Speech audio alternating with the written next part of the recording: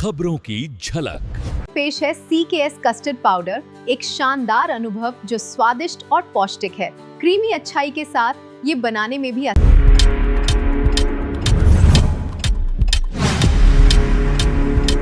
फतेहपुर जिले के तांबेश्वर नगर इलाके के पास एबिलिटीज एनलेज भारत फिजियोथेरेपी का child specialist doctor JK Umrao के द्वारा फीता काटकर उद्घाटन किया गया, जहां डॉक्टर प्राप्ति सक्सेना के द्वारा बताया गया कि उनकी संस्था कानपुर, प्रयागराज में 9 जगहों में उन बच्चों को बोलना और खाना पीना सिखाती है जो बच्चे बोल नहीं पाते।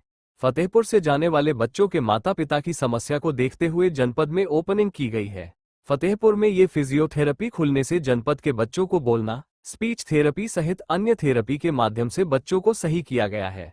अब तक 900 बच्चों को सही कर माता पिता के चेहरों में मुस्कान लाया है।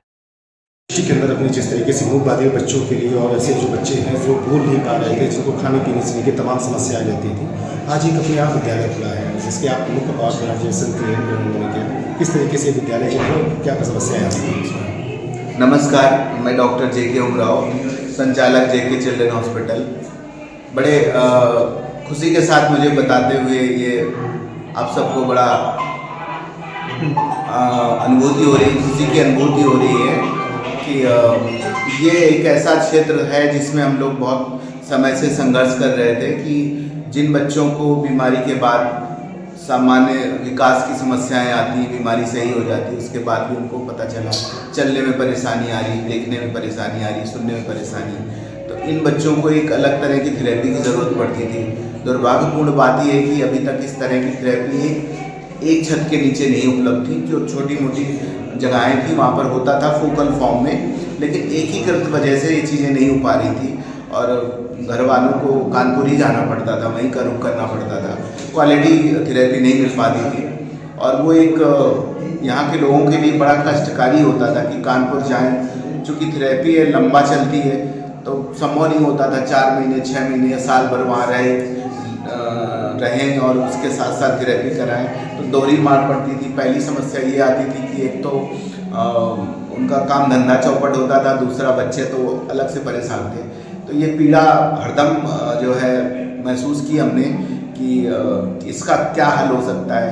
कानपुर में भी कई डॉक्टरों से बात हुई, उन्होंने भी कहा कि डॉक्टर साहब बहुत परेशानी होती, उनको भी कोई बहुत ये नहीं है, पर रिजल्ट की वजह से वो भी बुलाना ही पड़ता था।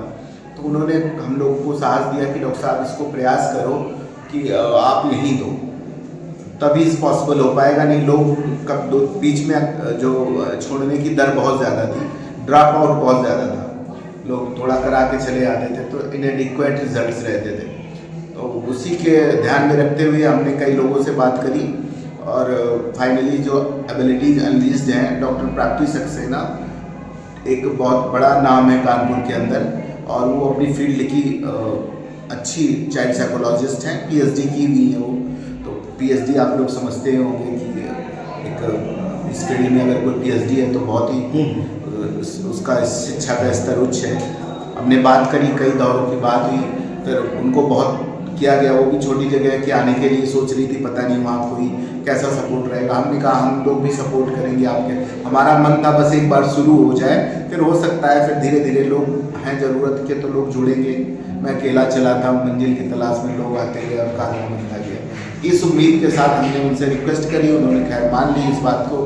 तो फिर पूरा हमने उन्हीं के देख रेख में ये दे दिया कि वो लोग इसको मैनेज करें और हमारा ये रहेगा कि पेशेंट के लिए जो है परेशानी होती है वो एटलीस्ट ना हो। इसी उम्मीद के साथ और इसी कोशिश के साथ एक छोटा सा मूव है और सोचते हैं क्षेत्र की जनता सपोर्ट करेगी, उनके लिए सुविधा की बात रहेगी, हमें रिजल्ट अच्छे मिलेंगे, हमें भी अच्छा लगेगा, ये है। और बस इसी मकसद के साथ डॉक्टर प्राप्ति सक्सेना ने यहाँ पे संभाला है।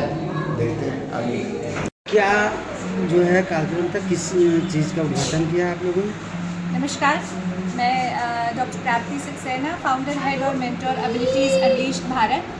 मैं बहुत खुश हूँ आज ये बताते हुए कि एबिलिटीज़ अनलीश्ड भारत की अब फतेहपुर शाखा फंक्शनल है। एबिलिटीज़ अनलीश्ड भारत जैसा कि नाम बताता है, हर वो बच्चा जो सामान्य से अलग विकास करता है उसकी क्षमताओं को उजागर करने का काम करती है। जी हाँ, फतेहपुर में अब वो हर बच्चा जो सामान्य से अलग विकास कर रहा है, चाहे वो उम्र अनुसार चल ना पाए, बोल ना पाए, बैठ ना पाए, बात ना कर पाए, autism, ADHD, cerebral palsy, learning disability, sensory integration issues, मूक बच्चे, बधिर बच्चे, जो समाज की मुख्य धारा में किन्हीं कारणों से नहीं जा पा रहे हैं, उनको तैयार करके अब समाज की मुख्य धारा में डाला जाएगा। थेरेपीज के साथ साथ inclusive schooling, pre vocational training जैसे प्रोग्राम सभी एक छत के नीचे यहाँ पे प्रदान किए जाएंगे। तो आज इन्हीं बच्चों के हाथों से, इन्हीं के कर कमलों से इस संस्था का उद्घाटन हुआ है। आप सबका फतेहपुर में मेन उद्देश्य क्या था शाखा खोलने का? तो एक बार फिर से बोलिए। फतेहपुर में मेन उद्देश्य क्या था शाखा खोलने का?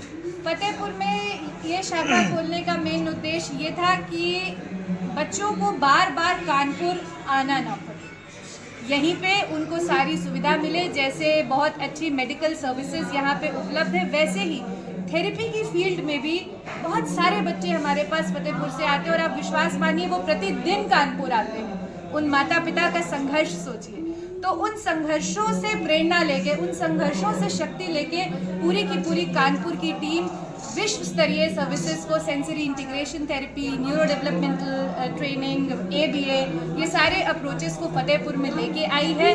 और कहते नहीं है कि पीड़ा को साहस में बदलने का हमने ठाना है, पीड़ा को हमने अपनी हिम्मत बनाई है।